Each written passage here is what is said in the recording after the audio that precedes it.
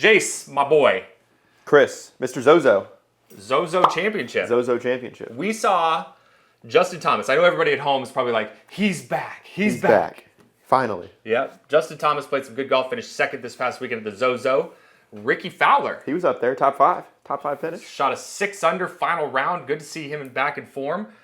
God, I got to tell you, like, this is one of the least exciting times of year for golf, but it's still good to see golf in action and still see some of the bigger names that we've been so accustomed to seeing over the years out there playing good golf. It feels like it's 2010 again. Feels like it's 2010. I like that, Jace. Today, it is Tour Pro Tuesday. Tour Pro Tuesday. Favorite day of the week. Favorite day of the week for a lot of you at home, and I appreciate you guys joining us today. And we have another new candidate on the box today. And somebody that was actually very impressive to me in a recent publication, in an article that I'm not going to name the publication, but I'm going to tell you right now, I was very impressed by this young man and what he talked about when it comes to the feels and what he works on in his golf swing. Who was that young man, Chris? This young man was Minwoo Lee. Minwoo Lee. The young phenom, Minwoo Lee, who is pound for pound one of the most powerful young men out there on the PGA Tour. He moves it. Aggressive. Moves it. And I like his focus points a lot. He actually does things or works on things that I would very much advocate here at My Golf DNA. And a lot of you at home struggle with one very key area that really sets the rest of your tone off in the golf swing. And it has to do with your loading process. And a lot of you at home forget about that one key factor that helps get the golf club going really, really fast in the golf swing. You know what that is, Jace? What is that, Chris? Width. Width. Width. So many people at home struggle with width. But we're going to talk about that here today. But guess what we're going to do later on in the week? What are we going to do, Chris? That's my drum roll. We are going to head out onto the driving range because we have a drill that's going to help you feel and see exactly what I'm talking about here today. Because if I had $1 for every single person we see on a day-to-day basis that does this right arm or right wrist function improperly, how much money would we have, Jace, on a day? You retire early. We could retire early. That's right. So we're going to step inside the lab now. We're going to be focusing in on the key move that helps load up the backswing perfectly. But we're also going to do a little reflection on what we talked about last week in the world of efficiency. You ready to take that ride, Jace? Let's take that ride. You ready to take that ride at home? All right, let's get busy. Oh yeah, but before we head into the lab and do this analysis, do me a big favor. If you're brand new to the channel, or if you've been on the channel and you are not yet subscribed, head down below and subscribe to the channel, please. We are trying to get to 50,000 before the end of the year, and we really appreciate the support. And if you have any questions or comments, please feel free to post that up below. We love helping people play the game of golf, and we love that you join us on the channel week in and week out. Hit that thumbs up button. Now, let's get to work. So here's what we're gonna do. We have a very specific order in which we're gonna handle things here today, but we're gonna touch base with what we learned last week when we talked about the three main factors that go into effortless sort of golf swings. And that is having a good loading and unloading process, having a really good braking mechanism built into your swing shape, and also having a free-flowing release that has stability in it at the same time. That's what you need to have in order to be able to have an effortless golf swing that's productive. And I think that it's very safe to say that this is like a highlight reel when you watch the way that Minwoo uses his right foot.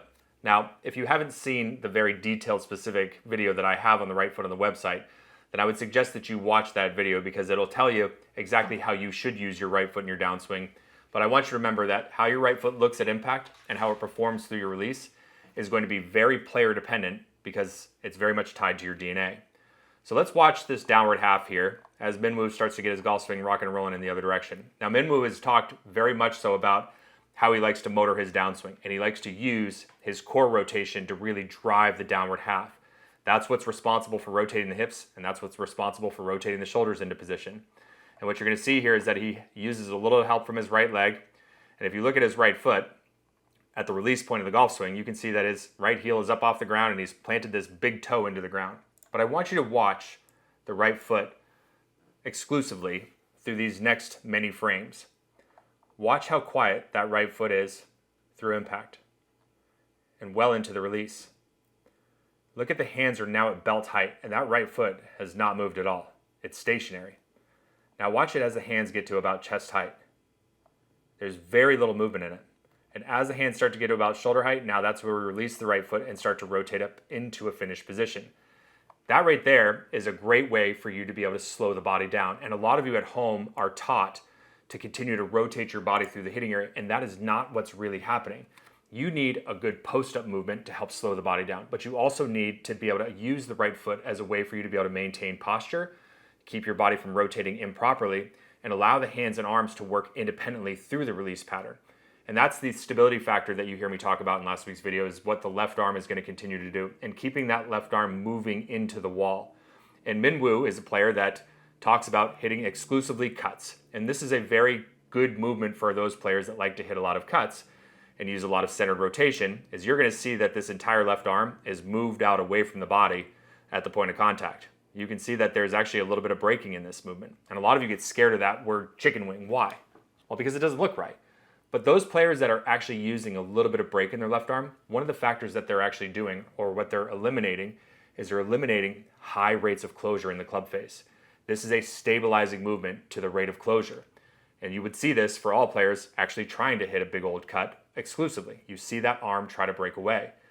Now, let's talk about what we came here for in the first place. And let's talk about the loading processes and what one factor that a lot of you at home struggle with, and that is width. Yes, we want a golf swing or a backswing that has load and rotation. Weight shift and body turn are what you hear me talk so much about. But so many of you start to do that and you make one fatal mistake with your right arm that collapses your width way too quickly. And a good way to think about width is how far your hands are away from your center of your chest at any given time. You want a lot of width in your golf swing. Why? Well, because the wider your swing arc, the faster the golf club is going to go. Now, when you look at this from a face-on perspective, I want you to remember that the big key is to turn your body the right way. And also the other key here is to make sure that you're loading up and keeping your right arm as straight as long as you can. And that's what Minwoo, just like any other player does on the PGA Tour or the LPGA Tour, is they prioritize where the movement comes from. Now, Minwoo is a player that uses a lot of centered rotation. He doesn't use a lot of horizontal natured movement in his swing. But here we are at the takeaway with a very straight and relaxed right arm. Nothing crazy tense. And here we are at the 9 o'clock position, and both hands are extended out away from his chest as much as he possibly can, but without being tense. And when you look at the top of the backswing, you're going to notice that his hands are in this very high hand and arm position. That's a great way for a lot of you at home to be able to get to this position, is by staying as straight as long as you possibly can with your right arm. A lot of you are going to feel very mechanical, and a lot of you are not going to feel as powerful. Why? Well, because when you fold your right arm up and you fold your wrists into excessive amounts of hinge or wrist and arm overrun territory, then you can start firing the club back in the other direction. And what does that do? Well, that feels fast and powerful. Feeling wide, it feels mechanical at the top of the swing. But what it allows you to do is it allows you to narrow the arc on the way down. You see how the club is now much closer to him on the way down? He's now increased the angle for lag, and it allows him to prioritize how he puts speed in the golf swing. He puts speed and control by preserving the lag, and by being able to distribute it the proper way through the hitting area, like we talked about with the braking mechanism and the stability factor. But I want to look at the factor that he was also talking about in the recent article with what he focuses in on his right leg, because I love this. And this is something that I preach to a lot of you, and that's the right knee function in the golf swing. He focuses in on keeping his right knee flexed and pointed forward. Now, because we have our legs coming off of our pelvis at a tilt, we know that when the hip rotates, the right knee is going to give you the appearance that it's going to rotate ever so slightly as well. And I want you to watch the right knee through the takeaway in the backswing. And you're going to see a small amount of movement as he starts to go into the takeaway, but I want you to watch it from here up. He focuses in on keeping that knee pointed at a spot in front of him. If it allows it to rotate out at all away from where the golf ball would be or in the direction of the golf ball, that's going to allow his hips to rotate, and he's going to lose the load that he's trying to achieve, which doesn't allow him to actually get the big muscles recruited in the golf swing so that he doesn't have to overuse his hands and his arms. So let's watch this right knee now as we start working to a lead arm parallel position and up to the top of the backswing. You can actually see that he almost increases knee flex ever so slightly. This right here is a great loading procedure. He allowed some freedom of movement early, and then he stabilized the movement. And the focus point was to stay wide and to keep that knee facing forward.